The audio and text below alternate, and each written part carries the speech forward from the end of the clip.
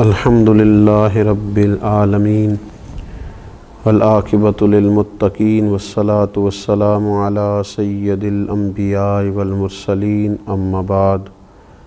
اعوذ باللہ من الشیطان الرجیم بسم اللہ الرحمن الرحیم وَأَمَّا مَنْ خَافَ مَقَامَ رَبِّهِ وَنَهَى النَّفْسَ عَنِ الْهَوَىٰ فَإِنَّ الْجَنَّةَ هِيَ الْمَأْوَىٰ صدق اللہ العظیم ان اللہ وملائکتہ یصلون علی النبی یا ایہا الذین آمنوا صلوا علیہ وسلموا تسلیما اللہم صلی علی سیدنا و مولانا محمد معدن الجود والکرم وآلہ وصحبہ وبارک وسلم۔ حمد و صلاۃ کے بعد اللہ تبارک و تعالیٰ نے انسان کو اس کی جائز خواہشات کو جائز طریقے سے پورا کرنے کی نہ صرف اجازت دی ہے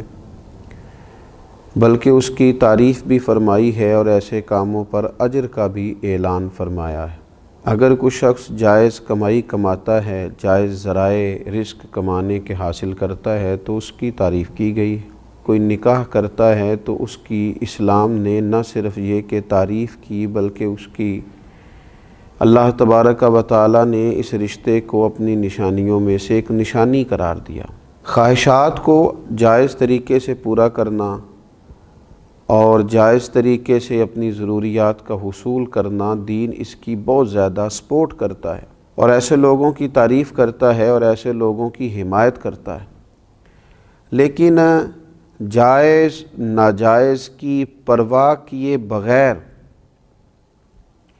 اپنے نفس کی ہر خواہش کو پورا کرنا، یہ اتباع نفس کہلاتا ہے، یہ بندگی نفس کہلاتا ہے، اتباع خواہشات کہلاتا ہے۔ بہت سارے لوگ ایسے ہوتے ہیں کہ وہ اپنی لذات کے حصول کے لیے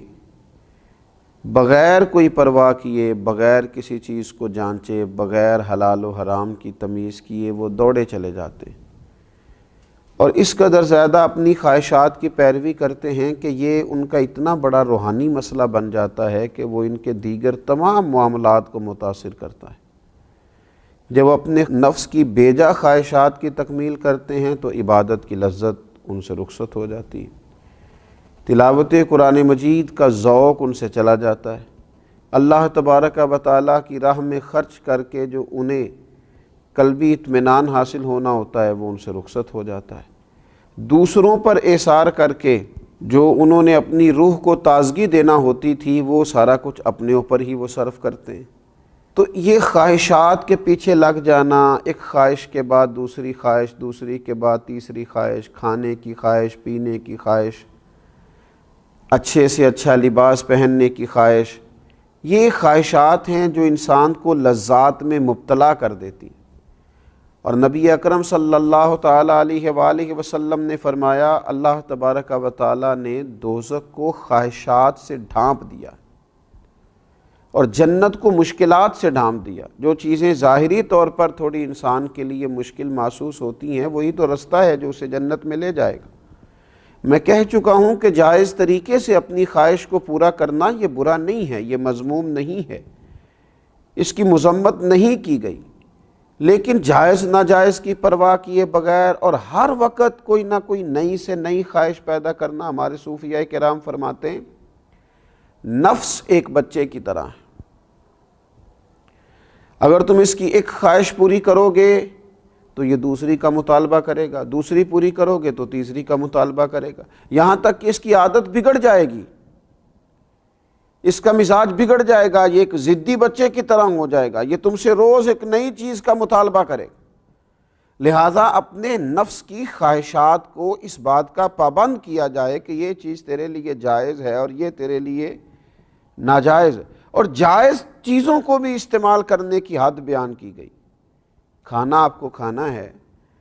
اور آپ کے لیے جائز ہے، لیکن آپ اتنا کھانا کھا لیں کہ وہ آپ کے لیے تکلیف کا باعث بنے، تو یہ نفس کی وہ خواہش ہے جو اگرچہ جائز طریقے سے پوری کی گئی لیکن وہ تکلیف کا باعث بنی۔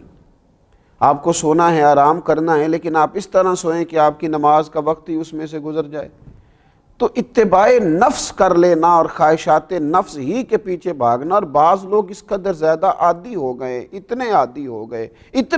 ہو گئے، صبح کیا کھانا ہے، شام کیا کھانا ہے، کس ہوٹل میں جانا ہے، کیا پہننا ہے، نیا سے نیا ڈیزائن کیا ہے. اتنا بڑا روحانی مسئلہ بن گیا کہ اپنے آپ کو سوارتے سجارتے، آرائش نمائش، اتنی دور نکل گئے، حلال اور حرام کی تمیز چھوڑ دی. اللہ کریم نے قرآن مجید میں ایک مقام پہ فرمایا کچھ لوگ تو ایسے ہیں جنہوں نے اپنے نفس کی خواہش کو خدا بنا لیا، اسی کی پرستش کرتے رہتے ہیں، خواہشات نفس کے پیچھے ہی بھاگتے رہتے ہیں. ایک ایک کر کے اپنی خواہشات کو قابو کیا جائے، اور اگر تھوڑا سا محنت کی جائے، تھوڑی سی جد و جہد کی جائے، تھوڑی اپنے اوپر توجہ دی جائے، کچھ چیزوں کا خیال رکھا جائے، کون سی چیز میرے لیے درست ہے، کون سی میرے لیے درست نہیں ہے، کون سی میرے لیے جائز ہے، کون سی ناجائز ہے، اور جو جائز ہے اس کی کس قدر مقدار میرے لیے بہتر ہے اور کس قدر مقدار آگے مجھے لے جائے گی. اگر تھوڑا ان باتوں کا خیال کر لیا جائے تو پھر قرآن مجید نے فرمایا وَأَمَّا مَنْ خَافَ مَقَامَ رَبِّهِ وَنَهَى النَّفْسَ عَنِ الْهَوَىٰ، فرمایا وہ جو اپنے رب کے حضور کھڑے ہونے سے ڈرا اور جس نے اپنے نفس کو خواہش سے روکا، ذرا تھوڑا سا نا اس نے تقوی اختیار کیا، ذرا تھوڑا رکا، ذرا اس خواہش کو پورا کرتے ہوئے اپنے رب کا خوف اپنے دل میں پیدا کیا. اس نے سوچا کہ یہ خواہش جو پیدا ہو رہی ہے یہ ہو رہی ہے، لذت کا باعث بنے گی تو بنے گی، پر مجھے دیکھنا یہ ہے کہ میرے مالک کا حکم کیا ہے، میرا رب یہاں کیا فرماتا ہے، میرے لیے ارشاد کیا ہے، حد بندی کیا ہے. جو رب کے سامنے کھڑے ہونے سے ڈرا اور اپنے نفس کی خواہش سے رکا، فَإِنَّ الْجَنَّةَ هِيَ الْمَأْوَىٰ، فرمایا بے شک پھر اس کا ٹھکانہ جنت ہے. اگر وہ کامیاب ہو جاتا ہے اپنے آپ کو نفس کی خواہش سے روکنے سے اور تھوڑا سا احتیاط کرنے سے، تھوڑا احتیاط برتنے سے اگر وہ کامیاب ہو جاتا ہے، حضرت باجزید بسطامی رحمۃ اللہ علیہ فرمایا کرتے تھے 2 ہی قدم ہیں اللہ تعالیٰ کی بارگاہ کی طرف جانے کے لیے، 2 ہی قدموں کا فاصلہ ہے اس کو پانے کے لیے، 2 ہی قدم ہیں جو اس کی بارگاہ کا قرب بندے کو دے دیتے. حضور وہ کیا، یہ کس طرح سے، اتنی آسانی سے؟ تو آپ فرمانے لگے تو 1 قدم اپنے نفس کی خواہشات پہ رکھ دے، اگلا قدم تیرا رب کریم کے قرب کے سفر کی طرف لگ جائے گا، تو اس رستے کا مسافر بن جائے گا، تیرا وہ رستہ ہو جائے گا جو تجھے اس کی بارگاہ کی طرف لے جائے گا. تو یہ روحانی بیماری ہے خواہشات نفس. آج میں نے یہ کھانا ہے، آج مجھے یہ پینا ہے، آج مجھے فلاں سے ملنا ہے، آج مجھے فلاں جگہ جانا ہے، آج فلاں رنگ کے مجھے کپڑے چاہیے، آج ایک فلاں نیا فیشن میں نے دیکھا ہے مجھے وہ کرنا ہے، آج مجھے خوبصورت لگنے کی کوشش کرنی ہے، آج مجھے دوسروں کی نظر میں بھلا محسوس ہونا ہے، اب مجھے دیکھنا ہے کہ کس طرح میں لوگوں سے منفرد ہو سکتے. نفسانی بیماری ہے، تو کمزور کر دے گی مسلمان کو. مسلمان سادہ زندگی، سادہ غذا، سادہ طرز حیات، اپنے رب کے ساتھ تنہائی، اس کی بارگاہ میں دعائیں، سجدوں کی کثرت، تلاوت قرآن مجید، یہ رمضان المبارک بڑی تربیت کرتا ہے اپنے آپ کو خواہشات سے روکنے کی. یہ خاص موقع فراہم کرتا ہے کہ جب ہر چیز موجود ہے، کھانے پینے کی باورچی خانہ بھرا ہوا ہے، لیکن اس کے باوجود نہیں جا رہا، اپنے آپ کو خواہشات سے روکا ہوا ہے، تو اس کو پورے سال کے لیے اپنی طبیعت پر لاگو کرے اور خواہشات کو ایک ایک کر کے کم کیا جائے. پوری دنیا کے اندر جو غریبی بہت زیادہ ہے، آزمائش بہت زیادہ ہے، تنگ دستی بہت زیادہ ہے، حتیٰ کہ بنیادی ضروریات سے لوگ بیچارے محروم ہیں. آپ دیکھیے لوگوں کو کھانے کو روٹی نہیں ملتی، پہننے کو کپڑا نہیں ملتا، صحت جیسی اہم ضرورت سے جہاں لوگ پریشان ہوں، تو وہاں اگر امیر لوگ، صاحب حیثیت لوگ صرف اپنی خواہشات کم کرنی شروع کریں، صرف آرائش اور نمائش پر جب وہ خرچ کرتے ہیں، ان خواہشات کو تھوڑا سا وہ کم کریں، تو یقیناً اس سے یہ فائدہ ہوگا کہ وہ جو غرباء ہیں ان کی داد رسی کا، اشک شوئی کا، امداد کا ایک بڑا موقع ہاتھ آئے گا. میرے نبی اکرم صلی اللہ تعالیٰ علیہ وسلم نے فرمایا 3 چیزیں ہلاکت میں ڈال دینے والی، تباہی کر دیں گی، بربادی لائیں گی.